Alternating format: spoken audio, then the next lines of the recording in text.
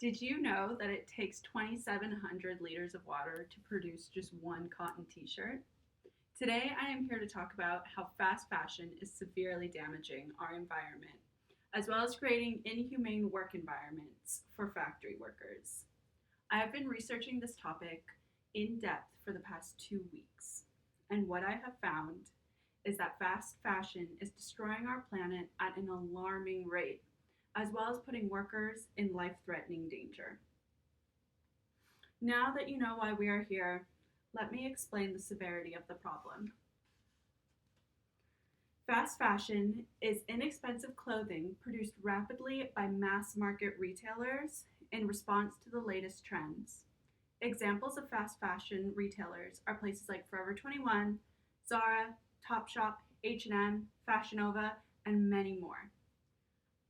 According to Audrey Stanton from The Good Trade, up until the mid 20th century, the fashion industry used to run on 4 seasons: fall, winter, spring, and summer. Designers would work many months ahead to plan for each season and predict what they believed customers would want. Now, fast fashion brands produce about 52 micro seasons a year. This means at least one new collection every week. Because clothing is made in such a rushed manner, brands are selling severely low quality merchandise. People will argue that these brands offer cheaper alternatives for trendy clothes that anyone can have access to, as well as it has it as well as it has proved to be a dominant business model. Fast fashion allows all classes of consumers to join in on what is seen on the runway for an affordable price. Also, not everyone can afford sustainable brands or high fashion brands. Social media plays a huge role in our society today, and one common thing social media influencers promote are fast fashion brands. These these brands pay influencers anywhere between a couple $100s to upwards of tens of thousands of dollars per post, depending on how many followers they have. I believe that the condition of our planet is much more important than people being able to afford trendy clothing.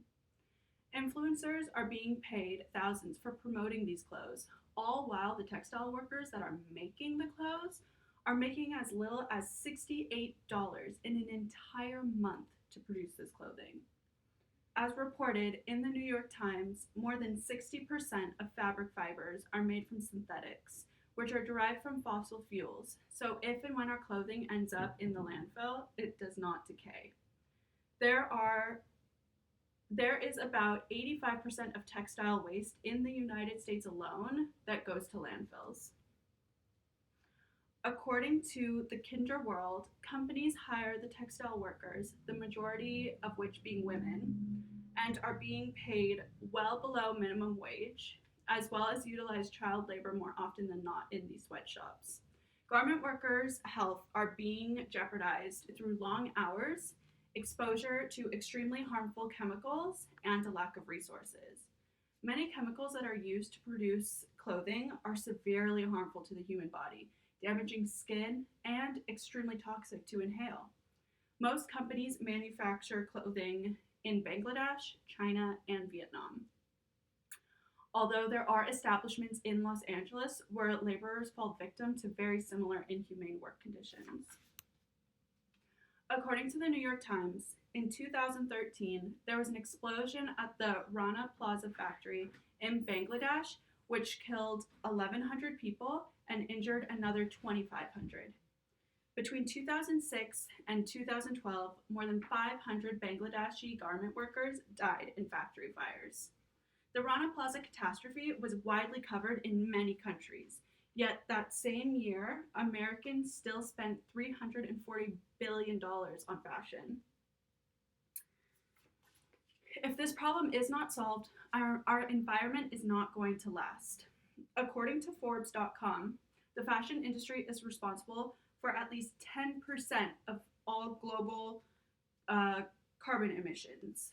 and 20% of all industrial water pollution.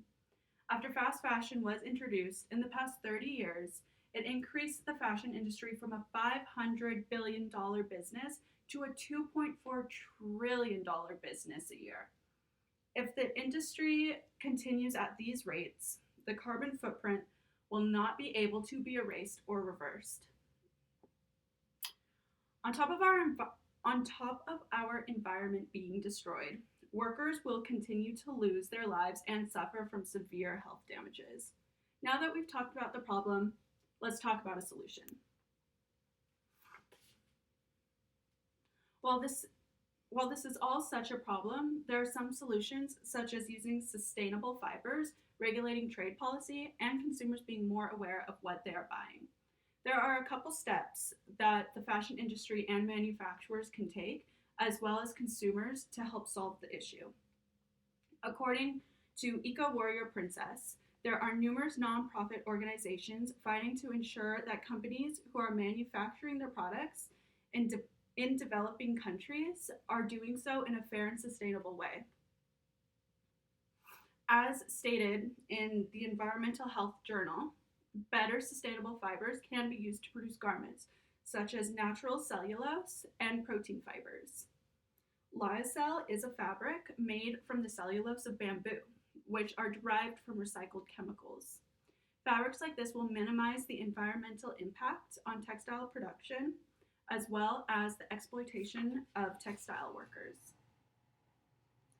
According to the Environmental Health Journal, regulating trade policies would be the most effective solution to this issue. High-income countries, such as the United States, can promote healthy and safe work conditions along with environmental health through trade policies and regulations. The U.S. could increase import taxes on textiles and garments that come from these low and middle income countries, which would deter companies from producing in those countries. Lastly, consumers can do their part by adopting the mentality that less is more. People can shop at secondhand stores, repair clothing instead of just tossing it, and purchase clothing from more sustainable companies. If these steps are taken, factories will be regulated more, ensuring safe work for environment. Also, with high-income countries promoting a healthy environment, other countries will hopefully follow along. Now that we've discussed the solution, let's talk about the result.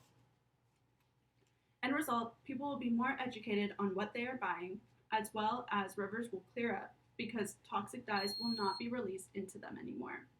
Also, there will be less synthetic fabrics in the landfills that are destroying our planet. If we all take these steps towards a solution, consumers will have better quality clothing that will last longer. We will live in an environment with cleaner water and cleaner air. Although these are great solutions, there could be some consequences, such as sustainable brands do tend to be more expensive, so people will be paying a higher price for more ethically made clothing. No matter what, there will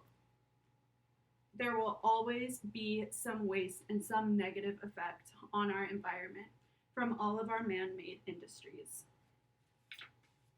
I want you all to try and be more mindful of what you are purchasing and which companies you are purchasing from. Also, make sure you are getting use out of the garments you do purchase. We have now reached the end of my speech.